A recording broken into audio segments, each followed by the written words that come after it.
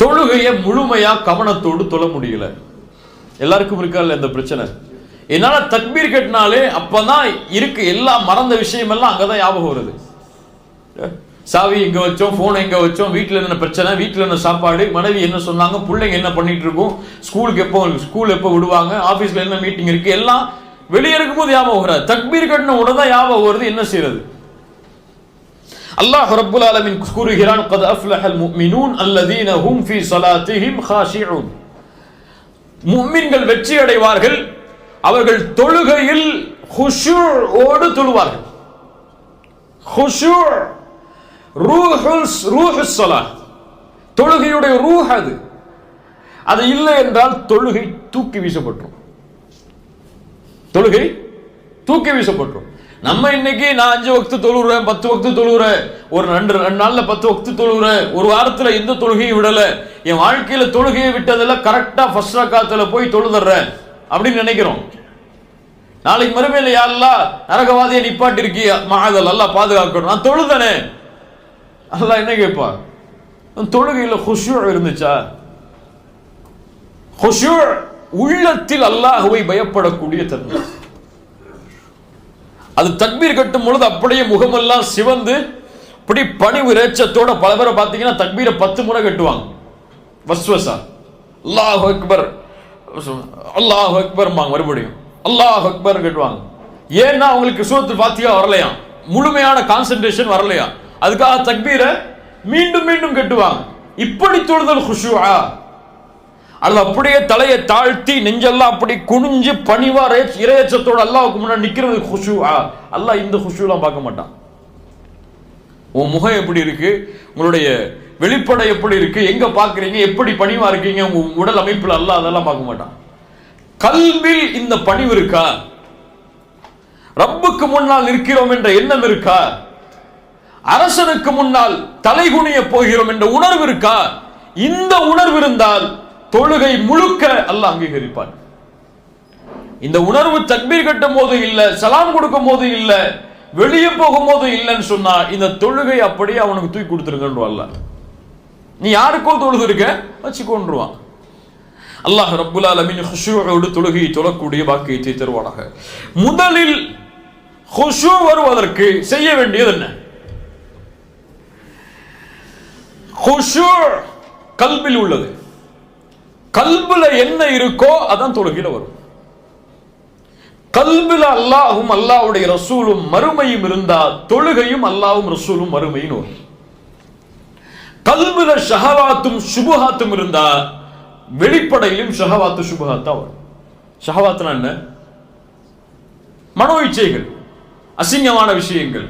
சுபஹாத்துனா ஒரு சத்தியத்தை அசத்தியமா பார்க்கிறது, அசத்தியத்தை சத்தியமா பார்க்கிறது. ஷஹவாத்திலிருந்து வெளியே வரணும்னா என்ன செய்யணும்? என்ன செய்யணும்? பாவங்கள், அசிங்கமான விஷயங்கள் வெளியே வரணும் என்ன செய்யணும்? தௌபா செய்யணும். சுபஹாத்தில் சத்தியத்தை அசத்தியமா பார்க்கிறது, ஹலால ஹராமா பார்க்கிறது, ஹலால ஹராமா பார்க்கிறது, ஹராம ஹலாலா பார்க்கிறது. இப்படி இருந்தால் என்ன செய்யணும்? தௌபா செய்யணுமா? இவரு இல்ம கத்துக்கணும், இல்ம கத்துக்கணும். இப்ப இந்த ஷஹவாத்தும் சுபஹாத்தும் யாருடைய கல்புல இருக்கோ இவங்களால குஷூவா தொழ முடியாது. தொழுகைங்கிறது தக்வாவை உருவாக்குற ஃபேக்டரி கிடையாது. தக்வா உருவாக்குற ஒரு மிஷின் கிடையாது. தொழுகை தக்வாவை சமர்ப்பிக்கிற இடம். தொழுகையுடைய வெளியில எப்படி உங்களுடைய நிலைமை அல்லாஹ்வோடு இருக்கோ அதே நிலைமை தான் தொழுகைக்கு உள்ளேயும் இருக்கும். வெளியே ஹராம செஞ்சுட்டு, வெளியே சினாவை செஞ்சுட்டு, வெளியே ரிபாவை வாங்கிட்டு, வெளியே அல்லாஹ்வை மறந்துட்டு, வெளியே அல்லாஹ்வுடைய கட்டளைகளை மீறிட்டு தொழுகையில தக்பீர் கட்டின ஒண்ணு அல்லாஹ்வுடைய ஞாபகம்னா வராது. இப்போ இதான் நமக்கு முதல் டெஸ்ட். அல்லாஹு அக்பர்னு தக்பீர் கட்டின உடனே கல்புல இருந்து என்ன வெளியே வருதோ அதுதான் கல்புல இருக்கு. துன்யா வெளியே வந்துச்சு, ஆபீஸ் வெளியே வந்துச்சு, ஒய்ஃப் வெளியே வந்தாங்க, மனைவி வெளியே வந்தாங்க, பிள்ளைங்க வெளியே வந்தாங்கன்னா கல்புல இருக்கிறது இந்த சாக்கடைகள் தான். இவங்க சாக்கடைகள் இல்ல, அல்லாஹ் மறந்து கல்புல இருக்கக்கூடிய இந்த அசுத்தங்கள். இப்போ இதை வெளியே தூக்கி போடாத வரைக்கும் குஷூ வராது. சொல்றது கிளியரா? கல்புல என்ன இருக்கோ அதான் தொழுகையில வரும். தொழுகையில உட்கார்ந்து கல்புல அமுக்க முடியாது. இப்படித்தான் நீ வரணும்னு சொல்லி முடியாது. மனிதன் அவன் முடியாது. அல்லாஹ் ரப்புல் ஆலமீன் பாதுகாக்கணும். இரண்டாவது, தொழுகையில நிற்பதற்கு முன்னால ஒருத்தனை பயந்து கொள்ளணும். யார் அவன்? ஹன்சம். அவன் பேர் என்ன? ஹன்சம் அல்லது ஹின்சம் அல்லது ஹுன்சம். இந்த மூணுமே அரபி லஃப்ல சொல்லலாம். ஹன்சம், இவனை பயப்படணும். யார் இவன்? அபு உஸ்மான் இப்னு அபி ஆஸ் ரலியல்லாஹு அன்ஹு அவங்க அல்லாஹ்வுடைய ரசூல்ட்ட வராங்க. ரசூலுல்லாஹி ஸல்லல்லாஹு அலைஹி வஸல்லம் அவங்கள, நான் தொழுகையில தக்பீர் கட்டின உடனே எனக்கும் தொழுகைக்கும் இடையில அல்லது ஓதுறதுக்கும் தொழுகைக்கும் இடையில ஷைத்தான் வர்றான். நம்ம கேட்க வேண்டிய கேள்வி. ரசூலுல்லாஹி ஸல்லல்லாஹு அலைஹி வஸல்லம் சொன்னாங்க, தாக்க ஷைத்தான், அவன் ஒரு ஷைத்தான், யுகாலு லஹு ஹன்சம், அவன் பேர் ஹன்சம். ஜின்களுடைய வகையில இவனும் ஒரு வகை ஹன்சம்.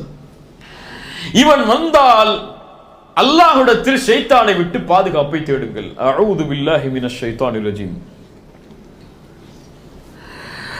அப்படியும் செல்லவில்லை என்றால் இடதுபுறம் திரும்பி கொஞ்சம் இது போன்று வஸ்குல் செய்து கொள்ளுங்கள். இடதுபுறம் திரும்பி வஸ்குல் செய்யணும்னு சொல்லி பக்கத்தில் நிற்கிறவர் மேல செஞ்சிடக்கூடாது. கொஞ்சம் தலையை கொஞ்சம் சைடா திருப்பி இடதுபுறம் திருப்பி வஸ்குல் என்று செய்தல் ஷைத்தானிடமிருந்து பாதுகாப்பை தரும். முதல் அஊது பில்லாஹி மினஷ் ஷைத்தானிர் ரஜீம். இரண்டாவது,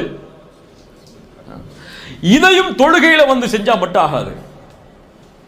ஷைத்தானை விட்டு தன்னுடைய வாழ்க்கையில எல்லா விஷயத்திலையும் விலகி நிற்கிறவருக்கு அஊது பில்லாஹி மினஷ் ஷைத்தானிர் ரஜீம் சொன்னா ஷைத்தான் ஓடுவான்.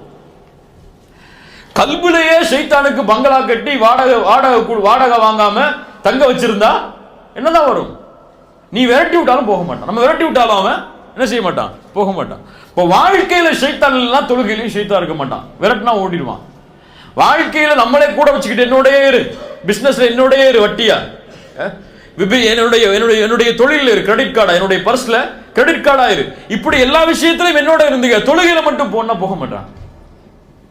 ஹன்சம் அல்லாஹ்வுடைய தூதர் ஸல்லல்லாஹு அலைஹி வஸல்லம் பாதுகாப்பை தேட சொன்னார்கள். இன்னைக்கு என்ன? எல்லாம் நரகத்தை விட்டு பாதுகாத்து, எல்லா சொர்க்கத்தை கூடு, ஜன்னத்துல் ஃபிர்தௌஸ் சொர்க்கத்தை கூடு, ஆமீன் ஆமீன் சத்தம் போட்டு சொல்றோம். ஆனா ஜன்னத்துல் ஃபிர்தௌஸ்க்காக உழைச்சிருக்கோமா ஒரு நாளைக்கு அதுன்னு தெரியாது. அப்படியே இல்லையா?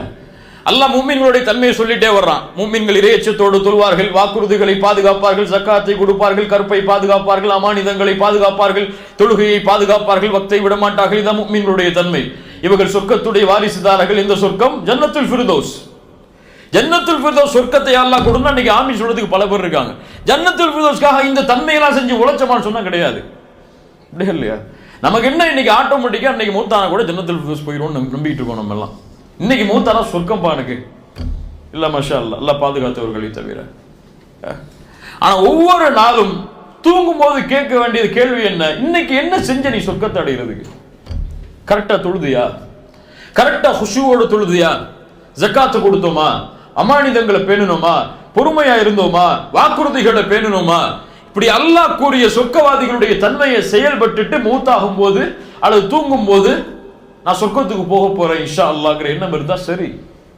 நான் என்ன இருக்குன்னு நம்ம ஜன்னத்துல் ஃபிர்தௌஸ் போகணும்னு நினைச்சிட்டு இருக்கோம். அல்லாஹ் ரப்புல் ஆலமீன் அமல் செஞ்சாதான் அந்த துவா அங்கீகரிக்கப்படும். துவாவை சும்மா கேட்கறதுனால துவா அங்கீகரிக்கப்படாது.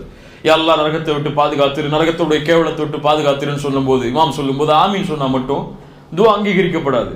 அந்த அமலை விட்டு நாம் விலகி இருக்கணும். மூன்றாவது, தொழுகையை கவனத்தோடு தொழுவதற்கு உள்ள வழி நிம்மதியா தொழுகிறது. நிம்மதியா தொழுகிறதுனா என்ன? பொறுமையா நிதானமா தொழுகிறது. தக்பீர் கட்டணுமா, நெஞ்ச நிமித்தி தலைய சுஜூதை நோக்கி தாழ்த்தி பணிவா நிற்கிறது. கொஞ்ச நேரம் குர்ஆனை ஓதி முடிச்சிட்டோமா, அழகான முறையில் கைகளை உயர்த்தி ருக்குவுக்கு போறது. ருக்கு செஞ்சிட்டோமா, அதுக்கு பிறகு பழைய நிலைமைக்கு முழுமையா வர்ற வரைக்கும் முதுக நேராக்குதல். இப்படி நிதானமா தொழுகையை தொழுதாலே கவனம் இருக்கும். இன்னைக்கு என்ன? தக்பீர் கட்டுவான், சலாம் கொடுத்துட்டு வெளியே போறதே தெரியாது. அப்படியா இல்லையா? தனியா தொழும் போது இவர் தொழுகையை பார்த்தீங்கன்னு வச்சுக்கோங்க, 1 செகண்ட் 3 செகண்ட்ல முடிஞ்சிடும். இல்ல மாஷா அல்லாஹ். இமாமா நின்னார்னு வச்சுக்க, எத்தனை நிமிஷம் சொல்லுவாரு? 10 நிமிஷம் சொல்லுவாரு. இது முனாஃபிக்குடைய தனம். இமாமாக நிற்கும் பொழுதும் சரி, தனிமையா நிற்கும் பொழுதும் சரி, தொழுகையுடைய முறை ஒண்ணுதான். நிதானமாக ரசூலுல்லாஹி ஸல்லல்லாஹு அலைஹி வஸல்லம் தொழுதாங்க. இப்ப நிதானமாக தொழுகை நிறைவேற்றினா தொழுகை கவனத்தோடு வரும். ஸல்லல்லாஹு அலைஹி வஸல்லம் சொன்னாங்க, ஒரு மனிதன் திருடக்கூடிய திருட்டில் மோசமான திருட்டு தொழுகையில் திருடுதல். எப்படி? சுஜூதை முழுமையாக செய்ய மாட்டான், ருக்குஐ முழுமையாக செய்ய மாட்டான், அவனுடைய முதுகுத்தண்டு நேராக மாறாது, நேராக குனியாது சுஜூதில். இவன் தொழுகையில் திருடுகிறான் என்று அல்லாஹ்வுடைய ரசூல் ஸல்லல்லாஹு அலைஹி வஸல்லம் சொன்னாங்க. ஒரு ரசூலுல்லாஹி ஸல்லல்லாஹு அலைஹி வஸல்லம் சஹாபி வந்தாங்க, தொழுதாங்க, நஃபிலான தொழுகை. ரசூலுல்லாஹ் சொன்னாங்க, இர்ஜி ஃபஸல்லி ஃபஇன்னக லம் துஸல்லி, திரும்பி போங்க, தொழுங்க, இன்னும் தொழலன்னாங்க. ரெண்டாவது முறை வந்தாரு, ரசூலுல்லாஹ் தொழுதுட்ட, இர்ஜி ஃபஸல்லி ஃபஇன்னக லம் துஸல்லி, தொழல, மீண்டும் தொழுங்கன்னாங்க. மூணாவது முறை, யா ரசூலுல்லாஹ் எனக்கு தொழ தெரியாது, தொழுகை கற்றுக் கொடுங்கன்னாங்க. ரசூலுல்லாஹ் சொன்னாங்க, சுஜூது செய்யுங்க, நிதானமா சுஜூது செய்யுங்கன்னாங்க. ருக்கு செய்யுங்க, நிதானமா ருக்கு செய்யுங்கன்னாங்க. அப்ப அந்த நிதானம் கவனத்தை ஏற்படுத்தும். நான்காவது, தொழுகையில் எங்க பார்க்கிறோம்னு முதல்ல பார்க்கணும். கியாமல நின்ன உடனே முதுக நேராக்கி பார்வை எதை நோக்கி வரணும்? சுஜூதுடைய இடங்கள்ல. சுஜூதுடைய இடங்கள்ல விழும் பொழுது கவனத்தை நீக்கக்கூடிய உருவப்படங்களோ அல்லது விஷயங்களோ இருந்தா அதை நீக்கிறணும். இன்னைக்கு பல மேட்டை பார்த்தா பட்டுப்புடவை மாதிரி இருக்கு, பல தொழுகை விரிப்புகளை பார்த்தா பட்டுப்புடவை மாதிரி இருக்கு, அல்லது காபாவுடைய துணி மாதிரி விரிச்சு போட்டு ரொம்ப பளபளன்னு மேட்டை வச்சு தொழுது அவருக்கு சிறந்ததா இருக்கு. ஆனா இதுவெல்லாம் கவனத்தை திருப்பி விடும். சுஜூது செய்யக்கூடிய இடம் கொஞ்சம் பிளேனா இருந்தா கவனம் அந்த பார்வையை நோக்கி செல்லும். இல்ல அங்க போய் ஷைத்தான் அங்கிருந்து வேற பக்கம் திருப்பிடுவார். இஷாராவுடைய நேரத்தில், அத்தஹியாத்துடைய நேரத்தில் பார்வையை ஒரு பக்கம் ஒன்று சேர்த்தல். இப்படி பார்வையை ஒருமுகப்படுத்துதல் கவனத்தை தொழுகையில ஏற்படுத்தும். ஐந்தாவது, சுத்ராவோடு தொழுதல். சுத்ரா சில இமாம்கள்ட்ட வாஜிப், சில அறிஞர்கள்ட்ட வாஜிப், சில அறிஞர்கள்ட்ட ருக்குன். சுத்ரானா என்ன? முன்னாடி ஒரு தடுப்பை வச்சு தொழுதல், போனை வச்சு தொழுறது இல்லை, ஒரு உயரம் உள்ள ஒரு தடுப்பை வச்சு முன்னாடி வச்சு தொழுதல் சுத்ரா. நமக்கும் அந்த தொழுகைக்கூடிய இடைக்கும் இடையில யாரும் உள்ள நுழையாதபடி அதுக்கு பின்னாடி தான் மக்கள் இருக்கிற மாதிரி சுத்ரா வச்சு தொழுதல். இமாமுக்கு பின்னாடி நிற்கும் போது சுத்ராவை தூக்கி வச்சிடக்கூடாது, இமாம் தான் நமக்கு சுத்ரா. தனியா தொழும் போது, பள்ளியில் நடுப்பள்ளியில தொழும் போது ஒண்ணுமே இல்லாம தொழக்கூடாது. சில அறிஞர்கள் இடத்துல அந்த தொழுகை ஏற்றுக்கொள்ளப்படாதுன்னு சொல்லக்கூடிய அறிஞர்கள் இருக்கிறாங்க. ஆனா சுத்ராவை கவனத்தோடு முன்னாடி வைத்தல். சுத்ரா இல்லாம ஒரு இமாம் தொழுதா கூட ஒரு சேரை கொண்டு வந்து முன்னாடி வச்சுட்டு போயிடணும். இது ரசூலுல்லாஹி ஸல்லல்லாஹு அலைஹி வஸல்லமுடைய சுன்னா. இதை செய்தால் தொழுகை கவனமா இருக்கும். நமக்கும் அந்த இடத்துக்கும் இடையில ஒரு தடுப்பு இருந்துச்சுன்னு சொன்னா அதை தாண்டி நம்முடைய பார்வை போகாது. இல்லை யாரை கிராஸ் பண்ணுவா, யாரு போவான்னு அந்த பார்வையிலே நம்முடைய பார்வை திரும்பிட்டு இருக்கும். ஆறாவது, ஹுஷூங்கிறது, முடிச்சிடலாம் 5 நிமிஷத்துல. ஹுஷூங்கிறது தொழுகைக்குள்ள ஆரம்பிக்கிறது இல்லை, வீட்டுல இருந்து கிளம்பும் போதே ஆரம்பிக்கணும். ஸல்லல்லாஹு அலைஹி வஸல்லம் அதனால தான் உது செஞ்சு கிளம்புங்கன்னாங்க. தொழுகைக்கு போகும்போது நிதானமா போங்கன்னாங்க. ஓடாதீங்க, சக்கீனாவோட வக்காரோட கண்ணியமான முறையில அமைதியான முறையில தொழுகைக்கு போங்கன்னாங்க. அவசரமா தொழுகைக்கு போகாதீங்க. எது கிடைக்குதோ அதை ஏற்றுக்கொள்ளுங்க, எது கிடைக்கலையோ அதை முழுமைப்படுத்துங்கன்னாங்க. ஒரு ரக்காத்து விட்டு போனா கூட ஓடி போய் சேராதீங்க. ஓடி போய் சேர்ந்தா ஃபுல் தொழுகையுமே என்ன ஆகும்? பரபரப்புலேயே முடிஞ்சிடும். நிதானமா போய் என்ன ரக்காத்து கிடைக்குமோ அதை ஏற்றுக்கொண்டா போதும். ரசூலுல்லாஹி ஸல்லல்லாஹு அலைஹி வஸல்லம் சொன்னாங்க. ஆனா அது ரசூலுல்லாஹி ஸல்லல்லாஹு அலைஹி வஸல்லம் இப்படி மட்டும் சொல்லல. எப்படி சொன்னாங்க? பள்ளியில உது செஞ்சுட்டு முன்னாடி போய் தஹியா மஸ்ஜித் தொழுதுட்டு சுன்னாவுடைய தொழுகைகளை தொழுதுட்டு உட்கார்ந்து அல்லாஹ்விடத்துல பாவ மன்னிப்பு கேட்டா மக்கள் மலக்கு பக்கத்துல உட்கார்ந்து பாவ மன்னிப்பு தேடுவார். அவர் உட்கார்ந்து இருக்க நேரம் வரை அல்லாஹ் இவரை மன்னிச்சிருந்த அந்த மலக்கு அல்லாஹ்விடத்துல துஆ செய்வார். தொழுகை எதிர்பார்த்திருத்தல் போருக்கு எதிர்பார்த்திருத்தலுக்கு சமம். இந்த ஹதீஸ் ரசூலுல்லாஹ் சொல்லியிருக்காங்க. நம்ம தொழுகையில இக்காமத் சொல்லும் போது ஓடக்கூடாதுங்கிற ஹதீஸை மட்டும் எடுத்து வச்சுட்டு நிதானமா போகணும். அல்லாஹ் ரப்பல் ஆலமீன் பாதுகாக்கணும். ஏழாவது, பள்ளிக்குள்ள போன உடனே ஃபர்த் தொழுகைக்கு முன்னாடி சில பிராக்டிஸான தொழுகையை தொழணும். நவாஃபிலான தொழுகை, தஹியா மஸ்ஜித், சுன்னா தொழுகை, இது போன தொழுகைகளை தொழுதா நம்ம தயாராகும் தொழுகைக்காக. அப்போ முழுமையான கவனம் ஃபர்துக்கு வரும். சுன்னத்தான தொழுகை, நஃபிலான தொழுகைகளை முன்னாடி தொழுதா. எட்டாவது, மிக முக்கியமானது, யாருக்கு முன்னாடி நிக்கிறோம்னு நமக்கு தெரியணும். முதல்ல யாருக்கு முன்னாடி நிக்கிறோம்னு சொல்லி. ஷேக் முகமது இன்னைக்கு உங்களை கால் பண்ணி கூப்பிட்டா எப்படி இருக்கும்? ஷேக் முகமது யாரு? இந்த நாட்டுடைய அமீர். அவர் நம்மளை ஃபோன் போட்டு வாங்க உங்களை சந்திக்கணும்னு சொன்னா எப்படி போவீங்க?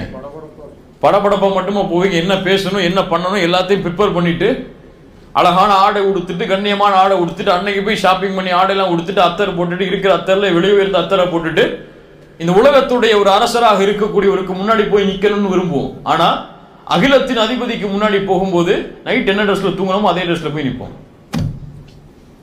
அப்பதான் வேர்த்து விறுவிறுத்து விளையாண்டு வருவார். அப்போ போய் நிற்பார் தக்பீர் கேட்டுட்டு. பக்கத்தில் நிக்கிறோம், தொலை கூட முடியாது. பல்லாவிற்கு கொடுக்கக்கூடிய கண்ணியம் நம்முடைய ஆடையிலையும் நம்முடைய செயல்முறைகளையும் தொழுகையில் வெளிப்படும். ஹுது ஜீனத்தக்கும் இந்த குல்லி மஸ்ஜித், ஒவ்வொரு மஸ்ஜிதுடைய கண்ணியத்தையும் எடுத்துக்கொள்ளுங்கள். ஆடைகளை அலங்கரித்தல் அல்லது குர்ஆன் என்ன ஓத போறோம்னு சொல்லி முன்னாடியே ப்ரிப்பேர் பண்றது, என்ன ஓத போறோம் அதுக்குடைய அர்த்தம் என்ன அப்படி முன்னாடியே பார்க்கறது, இது போன்ற வழக்கங்கள் எல்லாம் தொழுகையில் கவனத்தை கொண்டு வரும். 9வது, இது நமக்கு எவ்வளவு சொன்னாலும் நமக்கு வராது, இல்ல மாஷா அல்லாஹ், அல்லாஹ் பாதுகாத்தவர்களை தவிர, என்ன தொழுகையில ஓதுறோன்னு நமக்கு தெரியணும்.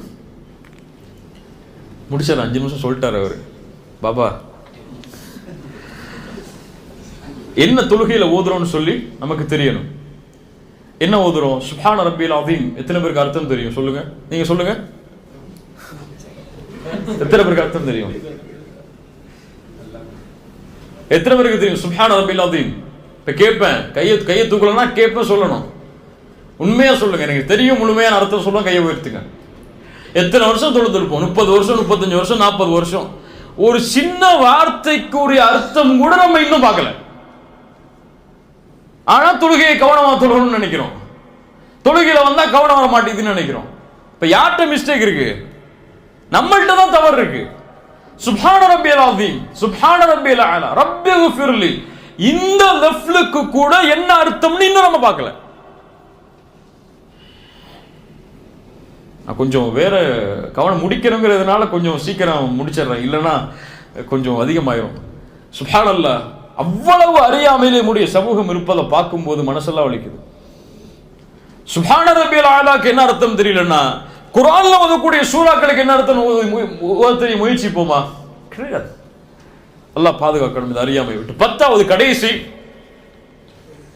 தொழுகையை தடுக்கக்கூடிய எல்லாத்தை விட்டு விலகிடணும். பசிக்குதா ரொம்ப, சாப்பிட்டு வந்து தொழுங்க, பரவாயில்ல. ஃபர்த ஜமாத்தை விட்டா கூட பரவாயில்ல, பசியை முடிச்சுட்டு வந்து தொழுங்க. பசியோட தொழுது ஜமாத் தொழுகையும் பாலாக வேணாம். தாகமா இருக்கா, தண்ணி குடிச்சிட்டு வந்து தொழுங்க. அல்லது உங்களுக்கு கழிவறைக்கு போகணும் எண்ணம் இருக்கா, போயிட்டு வந்து தொழுங்க, பிரச்சனை இல்லை. முக்கியமான வேலைகள் இருக்கா, அது எமர்ஜென்சியான சிச்சுவேஷன், அதை முடிச்சாதான் தொழுகையில கவனம் செலுத்த முடியும், அதை முடிச்சு வந்து தொழுங்க, பிரச்சனை இல்லை. ஆனா 2க்கு இடைப்பட்டதுல இதையும் வாங்கி போட்டுட்டு அதையும் வாங்கி போட்டுட்டு தொழுது எந்த பணத்தையும் இல்லாம போறதை விட எல்லாத்தையும் முடிச்சுட்டு வந்து நிதானமா தொழுறது நல்லது. இதை எடுத்துடக்கூடாது. இதை நான் வழக்கமா எடுத்துக்கொள்வேன். எம்டிட்ட போன் பேசிட்டு வந்தா தொழுதா நிம்மதி வரும், அல்லது வீட்டுல போய் சாப்பிட்டு ஒய்ஃப் கையால உணவை வாங்கி சாப்பிட்டாதான் நிம்மதி இருக்கும், அதுக்கப்புறம் தான் தொழுவேன்னு சொல்லி இதெல்லாம் காரணமா கட்டக்கூடாது. அவசரமான நிலைமை அல்லது தடுக்க முடியாத சூழ்நிலை வரும்பொழுது அதை செஞ்சுட்டு வந்து ஊர்ல எமர்ஜென்சியா ஒரு கால் வந்துச்சு, கட் ஆயிடுச்சு, என்னன்னு தெரியணும். அது தொழுகையில தக்பீர் கட்டினா நமக்கு கவனம் வருமா? வராது. அதான் ஆபகம் வரும், என்ன எமர்ஜென்சி ஆயிடுச்சுன்னு சொல்லி. இப்ப அதெல்லாம் முழுமையா தெரிஞ்சிட்டு வந்து தொழுகிறது சிறந்தது. இந்த மாதிரி விஷயங்களை கடைபிடித்தால் தொழுகை கவனமோடு அமையும். அல்லாஹ் ரப்புல் ஆலமீன் இது போன்ற தொழுகைகளை முழுமையாக தொழக்கூடிய வாய்ப்பை எமக்கு தர